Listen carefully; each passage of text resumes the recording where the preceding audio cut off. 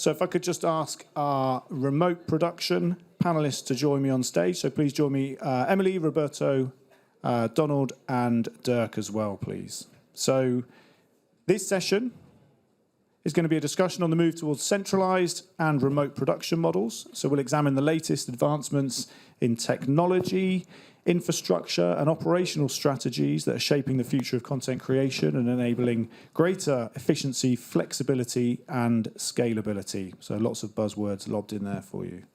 Let me introduce you to the panel. So next to me, we have someone who won't need much of an introduction in this room, but we have Emili Planas. Emili is CTO at Mediapro. So thank you very much for joining us, Emili. Just next to Emili, we have Dirk Thometzek from LucidLink. Dirk is Solutions Architect. Just next to Dirk is Donald Sievewright from Matrox. And Donald is EMEA Sales Director. And just on the end there is Roberto Jiménez from Telefonica Broadcast Services, where he is Chief Technology Officer. Thank you all for joining us. Let's get started. So, Emili, we'll start with you if we can.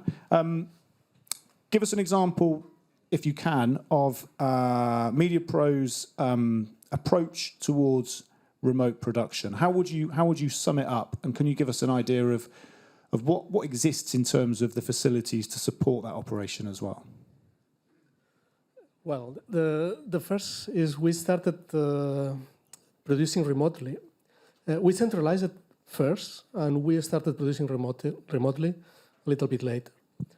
Centralizing in this building, we centralized the production of La Liga and other sports 18 years ago. And we started working in remote production in the traditional REMI model 14 years ago. Thanks to this, we learned how to integrate the teams, how to apply the best technology, what kind of connectivity we need, and what kind of different solutions we can use depending on the bandwidth, depending on what kind of sports is. And today, we have different remote production models, and we deploy the best depending on each case. Traditionally, if we don't have a lot of bandwidth, we can produce in the cloud using SRT or using 4G, 5G connectivity or FTTH connectivity. Obviously, not with the same quality of video and latency and these kind of parameters that we use for the different tiers of production, but we are doing this for covering some sports that are not possible to cover with expensive budgets. We produce with these models competitions as women's football, young football competitions, sports that, well, has not a lot of followers today. But in the other side, we produce tier 1 competitions using similar or other remote production models or remotely operated models that are different workflows, using more bandwidth and using encoding or transmission capabilities with no latency or very low latency to have exactly, if it's possible, the same feeling when the producers are producing remotely than when they are producing in the traditional method. That was the first challenge when we decided to go to remote production 14 years ago, is to have the same feeling in the remote production room than in the OB ban, with the same features, with the same capabilities, with no excuses of, well, this is remote production, we cannot do this in the same way. No, that was the first proposal, is we need to work with the same kind of solutions or the same kind of cameras. If we have super slow-mo cameras, we need to work with the super slow-mo cameras. If we are using special cameras, mini cams or other kind of cameras, we need to work with all these kind of things with the same capabilities than in local, but in remote. This means that we need to be able to shade the cameras or to control the cameras from the remote production. We need to have the super slow-mo cameras in phase with all the signals with the same quality than when we use the traditional one, and these kind of technical things exactly with the same capabilities. Sometimes the stars are aligned and we can deploy the final solution wherever. Sometimes some stars are not aligned and it's much better to produce with traditional methods or with hybrid methods, using some techniques in remote, some techniques in local. Fantastic, thank you.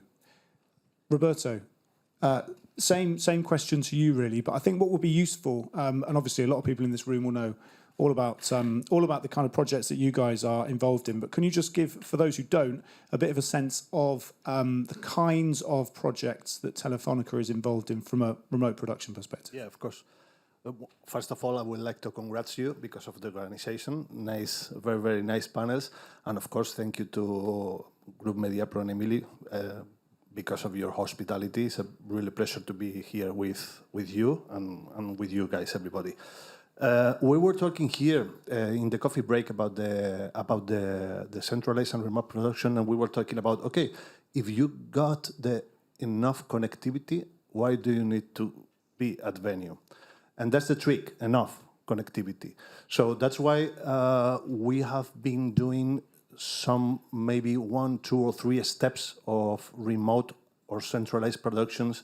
It depends of the requirements of the competition or the client. One clear example is basketball. ACB in Spain has some different qualification of match, and every week at least 4 or 5 tier 1 high quality broadcasts are being produced centralized and remotely from our headquarters. And I would like to say in broadcast standard, because that's the kind of production that Emili told us need to be the same feeling as to be at the venue, to be at the OB band at the venue with the CCU remote control from the headquarters, replays, mixer, multi-view or whatever. So in that kind of remote production and centralized, you need enough connectivity to do it. A second step can be maybe worldwide competition with maybe not as much budget as this first step competition, like World Padel Tour. When World Padel Tour was in the circuit, we was producing World Padel Tour all around the world in the same concept, but based in domestic connectivity all around the world. Of course, everything can't be the same. So you have to play with delays and latency, but that kind of remote production it makes possible the worldwide competition and for our client and for the customers. And of course, there's another step, like for example, project in which we are involved together, Grup Mediapro and Telefonica. Like for example, La Liga last 2 seasons, DAZN Spain is the right holder here in Spain, and the facilities for DAZN at the venues are provided by Grup Mediapro, and they are doing a remote production in their media hub in Madrid, General Perón, which is supported technically by us, by TBS.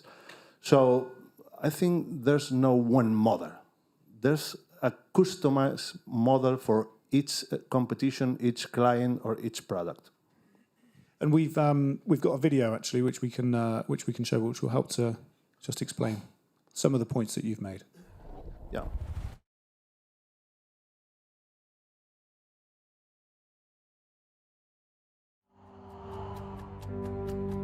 ¿Qué tal? Muy buenas noches, bienvenidos. Y el neumático de la derecha es blistering. Aquí estamos en directo, preparados para analizar, insisto, lo que es un fin de semana más apasionante en Primera División. Carácter tengo y huevos más. Se catástrofe. Esto es todo mentira, ¿eh? Ahora profundizamos en ello. Sois el nuevo equipo del día este. Es algo especial. Nosotros hemos intentado entender un poco por qué. Mira, Nico Williams.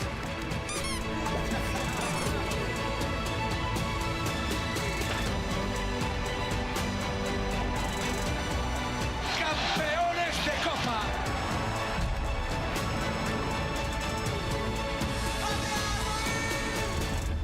Es un sueño que se hace realidad y este es parte de mi futuro. ¡Comienza la final!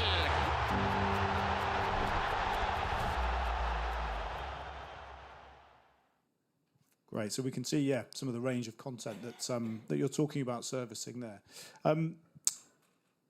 Donald and Dirk as well. You're coming at this from obviously a slightly different perspective. I'm interested to know from your role within all of this, what kind of trends you're seeing really in terms of customer demands. So in particular for you, Dirk, obviously remote collaboration relies heavily on cloud-based collaboration, so for to enable remote production. How is it best to address that issue of latency? It's a topic which has come up a couple of times today so far. So how is that kind of addressed, and how does that enable remote production? Well, latency, you can't do much about latency. It's kind of a technical fact we have to live with. But you can mitigate it, I'd say. So first of all, if we are talking about the way towards the broadcast center or upwards to the cloud, make sure your connection is the best you can get. So might be dark fiber. If you don't have that, probably LTE is an option, but that already introduces naturally more latency. You can adopt like software-defined networks where you can give priority to certain processes that they kind of don't overrule other processes.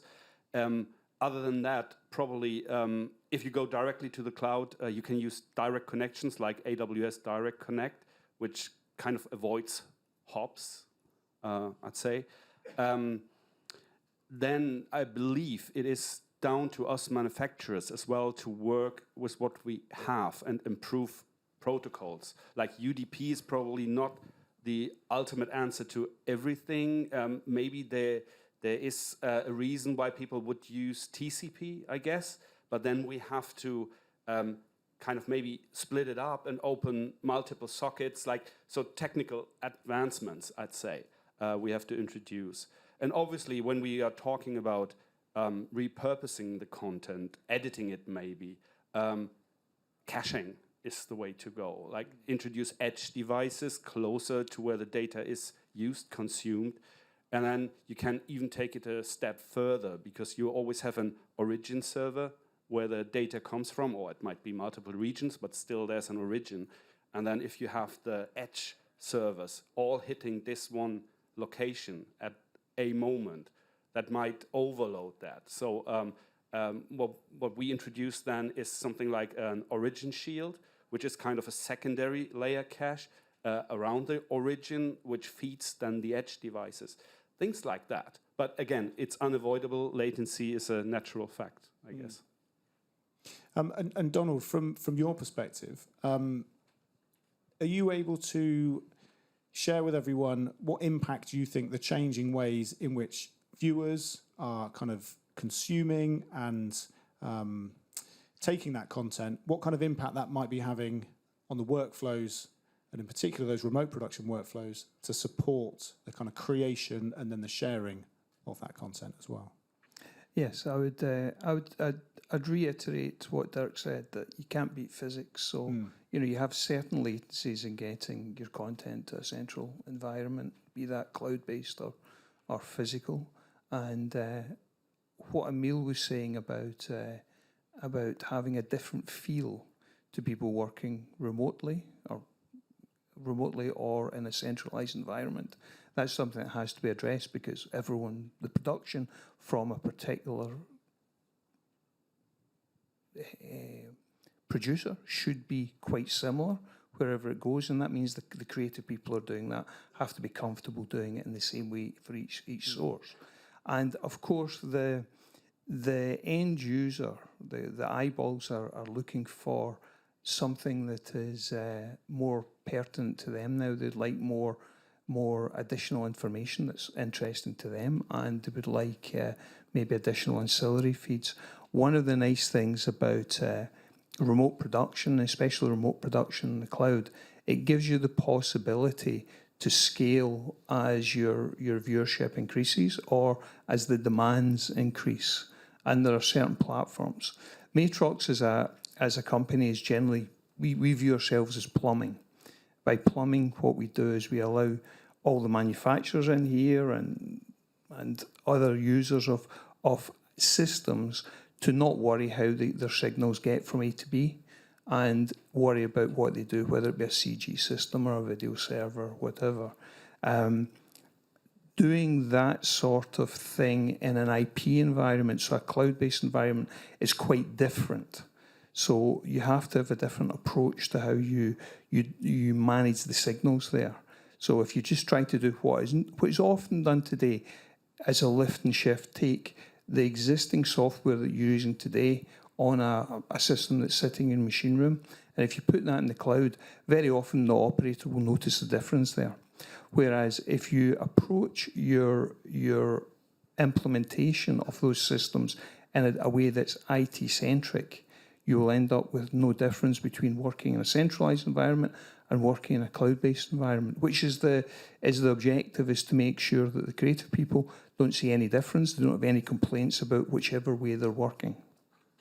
And do you think that's been achieved? I mean, Emili, you spoke earlier about operators not necessarily noticing too much difference to the sort of underlying technology or workflow. It's something Soterios spoke about earlier as well, in that kind of change to the underlying technology.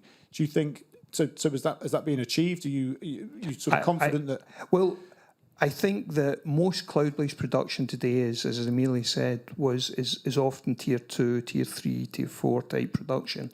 There is very much the possibility to do everything up to tier 1 in the cloud now.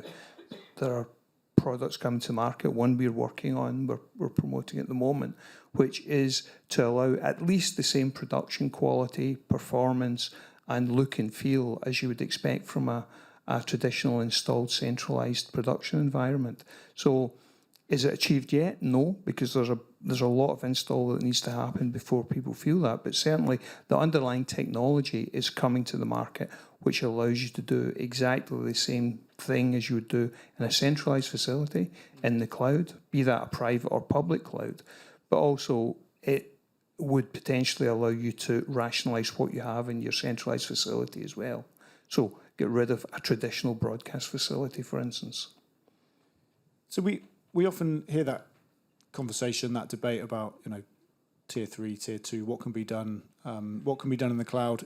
You're saying tier 1 can be done, it's fine. So what's holding that back? What's the barrier to making that transition? From our perspective today, Matrox will never produce a production system. That's not we're plumbers. We're not creatives. So we need to get all the creative people, the CG people, the video server people, the audio people, etc. We need to get them using these sort of platforms, and then the broadcaster can choose what they would like for each component because they like best of breed. Also, it brings your look and feel for your channel. So there's a process of getting all of those people running in the right way in the cloud. Most people are doing lift and shift, which means you get the same application, but it's not optimized for the cloud. And that leads to the change in performance that the operators see when they're running it in the cloud versus running it in the centralized facility. Emili, Roberto earlier spoke about there not being sort of one option or one sort of solution anymore. So it sort of speaks to that point about a huge increase in complexity that you guys have to deal with ultimately. obviously many more ways of realizing live productions. How do you manage that complexity, and how do you kind of communicate that to your colleagues so that that can be shared with clients as well? When RFPs are fulfilled and you're tendering for new projects as well. How do you manage that opportunity to provide such a range of ways of producing this content? That's probably the key of the success on this kind of complex. The large number of different deployments we can do is something that changed in the last 14 years. The first we need to analyze different complexities. The operational complexity, for example, when we work remotely, same OB band can work in one stadium one day, in another stadium another day, and this OB band will be connected with one gallery one day, with another gallery another day, with the same operability. The tallies of the cameras can be differently depending on the match, depending on the day, depending on the TV director. Imagine you need to manage this, and you need to design or to operate a system that can be easy to manage, to have the same quality of service as usual in the rest of the production. This is one part of the complexity we need to manage, is when the system is deployed and when we repeat every week the same workflow, we need to be sure that this needs to be easy to work and flexible at the same time.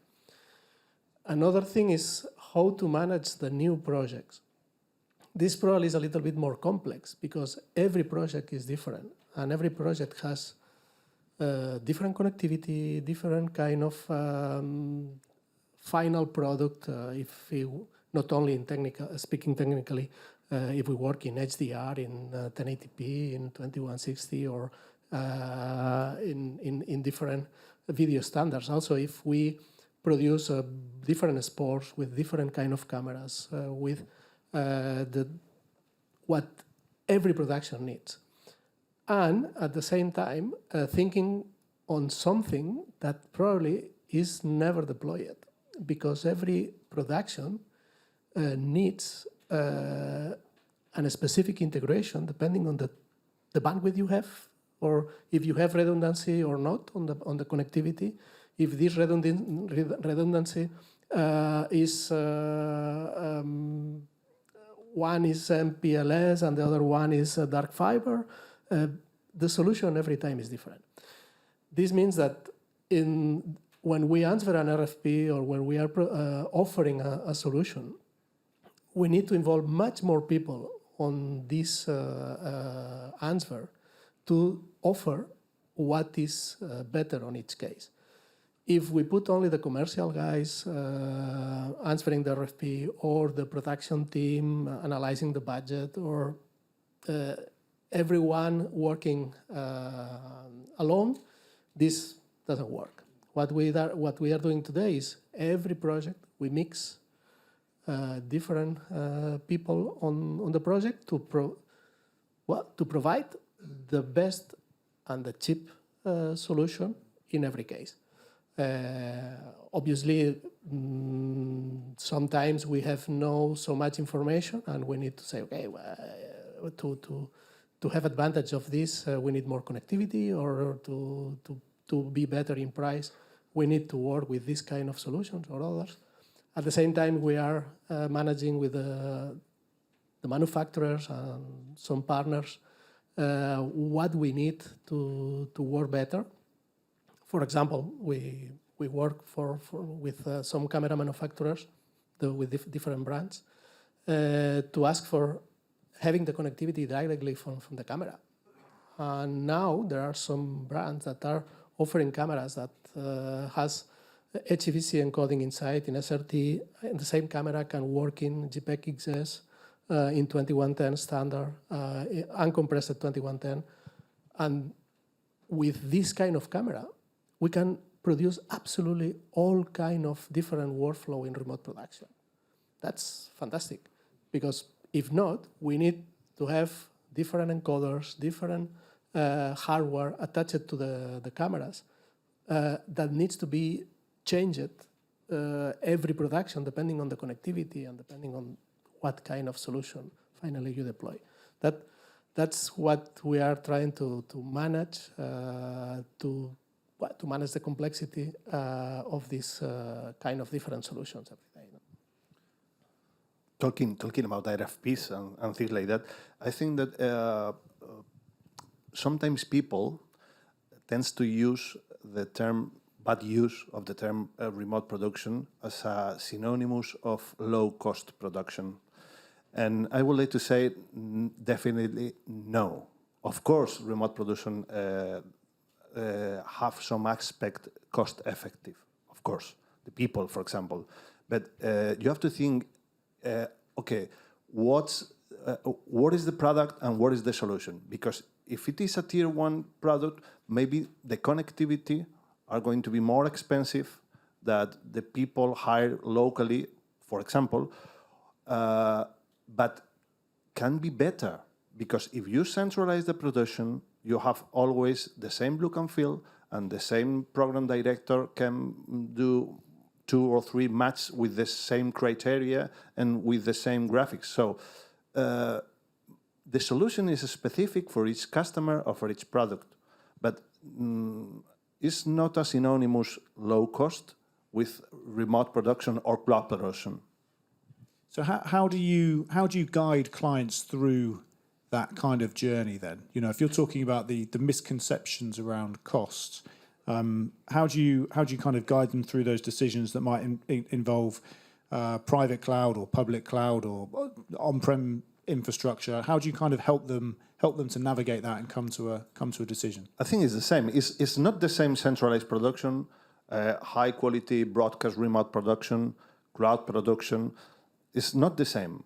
Of course, I think each solution has a client that wants specifically that solution for them. But we have to do as much as analysis of the solution, as much as product and clients we have. Because everything can be different, and we have to make it possible to make it the best and the best cost-effective solution.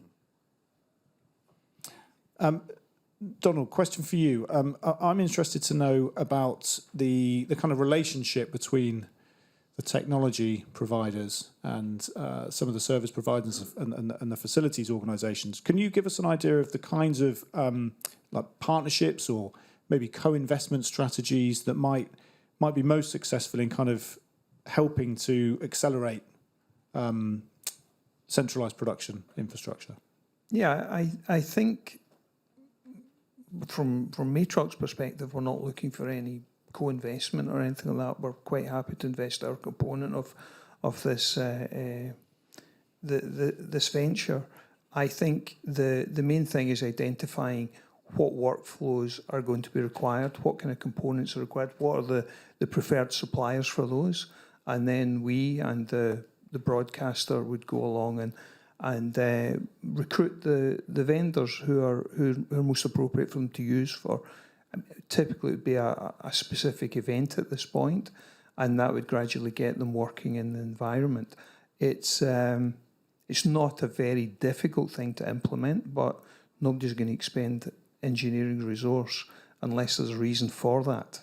So, there has to be events, and if you have got events that you want to do in a cloud-based environment, be it on-site or a public cloud or private cloud, we're very happy to work with third parties for it. Co-investment, if the broadcasters would like or the service companies would like to co-invest in something, would certainly be open to discussing that, but we'll do our bit as it is just now quite happily. Most of our OEMs, of which there are plenty, Matrox as a plumbing company has most of a lot of the major equipment vendors use our technology. So they all know about the technology we're bringing to market. There's a reasonably seamless way to move from what they're doing today into what we are offering. And we're in a a somewhat fortunate situation, speaking to probably all the main vendors that you guys would like to use in your productions, who are considering how they would implement this at some point. So co-investment, no, but certainly collaboration would be very useful. And we should have some initial projects coming to market this year that will show what we can do with this technology. And Dirk, same question to you, really. I'm interested to know about that kind of relationship that you have with those clients and how you kind of manage to advance some of those solutions that you're able to provide to them. Well, I mean, as a solution engineer architect, it's part of my job to team up with the customer and look for the right solution, and not something we would like to sell or some other vendor. So that's fundamentally what I do on a daily basis, team up with customers, with other manufacturers, to carve out really the most effective solution. And again, we were talking about that in terms of costs. I mean, we are all cloud-based, and well, all we do is cloud-based with a little bit of hybrid here and there. But still, we were speaking about that. As soon as you use the cloud, you pay it. It's software as a service, which doesn't mean you stop paying when you don't use it. So you have to be well aware, and that's part of my job as well, to explain what are the cost implications there. Has that conversation changed much in the past, I don't know, 6 months to a year? Are you seeing the kinds of things that you're having to explain? There's still a lot of misconception. So, I mean, there's always the big elephant in the room when it comes to data egress. Nobody really understands it, and there's very little touch point to measure that, at least for not so well-educated user, which they are normally not, because they are creatives or they are using their technology. They are not IT administrators. Then what Donald said, many customers believe, or people in general believe, lift and shift is the thing. You just bring it up to the cloud and some application, and it will run there as you are used to. That's not the case. Things like that. So there's a lot of education still going on from our side towards our clients. Roberto, you spoke earlier about the ability to kind of, I suppose, raise production values through the consistency that remote production and centralizing things is able to offer. Do you think that we have reached at a point where the roles that are in stadiums and have been sort of pushed out of stadiums, has that settled now? Or are we likely to see any change in the way that we staff and kind of structure things? I think if we are talking about software or cloud-based solutions, I think we are growing with the society, because we can see some middle-aged operators that wants the touch feeling of the key and the lever and the wheel of the EBS. But there are new people, young people, that are pretty much familiar with touchscreens, with keyboards, and with mouse and software solutions. So I think that kind of evolution, that is not a technical evolution, is society evolution, are very, very, very slowly growing up. But we need to make this evolution with the people. It's not a technical problem. It's the feeling and the way we are been doing last 20 years. I totally agree. We are operating the PTZ cameras with Xbox remote controls, because the people who is operating these are young people that likes better this than a joystick.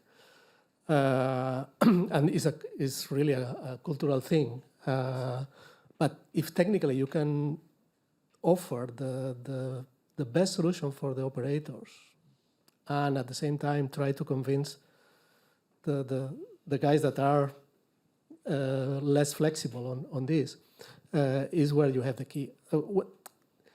One important thing is this remote operations offers the possibility to centralize or to decentralize at the same time. For example, for covering La Liga during the last seasons from the COVID period, we operated the CCUs and the EVS remotely, operating from Madrid or from Barcelona, where we have the people that knows how to operate in our production centers, decentralized. The systems we have in the OB bands, thanks to the connectivity. For commentators, for example, we are doing a lot of different productions with the commentators at their homes. They only have the kit with the headphones and the monitor. We need to manage the latency and these kind of things, but this is something easy to do. And we have these people absolutely decentralized, wherever in the world they are. This opens a lot of new opportunities commercially, but also opens a lot of opportunities in terms of the possibilities to use the best people for each production, thanks to these techniques. How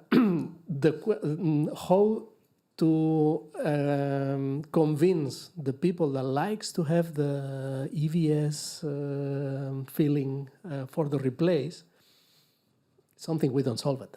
But we have people that operates other systems with the same capabilities or with the same final product using other interfaces. Well, we will see, but the new way to produce based on software, based on connectivity, on delocalized methods means a little bit of latency, always. If this little bit of latency is something acceptable for tier 1 production, I think is possible because we tested and we are operating with this kind of latency for super top level productions. Last Clásicos or Real Madrid Barça matches, we had people shading and operating EVSs far away of the OB band with no problems on the final result. And obviously with a small latency in operations. But they are happy. TV director is happy. Everybody works with the same final quality. And this is something that for sure is accepted for everyone. Thank you. We've got just over a minute left. So I want to finish by asking each of you just to look a little bit further ahead into the future. So looking, 3 to 5 years down the line, can each of you just give me an idea of what you think is going to help to enable the next kind of leap forward in the way in which content is produced, whether that is technological? Obviously, we've heard a lot about AI. It could be kind of societal, it could be a cultural shift, as you mentioned, Roberto. What do you think is really going to push things forwards? Yeah, I think AI is just arriving to us in terms of, for example, highlights or something like that. EVS has a product called Extra Motion, which makes an amazing slow replays with based in AI. So I think in the next year, the trick are going to be in that way. And you, Donald? From a technology perspective, I think in the next 3 to 5 years, there will be a substantial move from traditional machine rooms to more IT-based machine rooms. You won't be buying, a huge amount of kit that you amortize over 7 years. You'll be buying a lot of generic IT kit, and you'll be renewing that far more frequently and doing the same production the same way. Yeah, that ties in neatly with what Satirius was talking about earlier. And Dirk? I believe 6G, being a storage guy, bandwidth is everything. 6G will deliver 1 terabit, and the latency will go down from milliseconds to microseconds by 100-fold or so. So that's going to be a big leap. Hopefully early 30s, we will see that. Yeah, great. And Emili, the last word? I think that we are in a moment that we have a revolution, technically speaking, and in terms of operations in general, because We are going to software-based solutions. The virtual OB-ban we saw this morning with Sotiris explaining the virtual OB-ban is an IT hardware with only software inside. And this means that this software and hardware can be deployed wherever, in the cloud or on-prem or in the edge or wherever you have the hardware.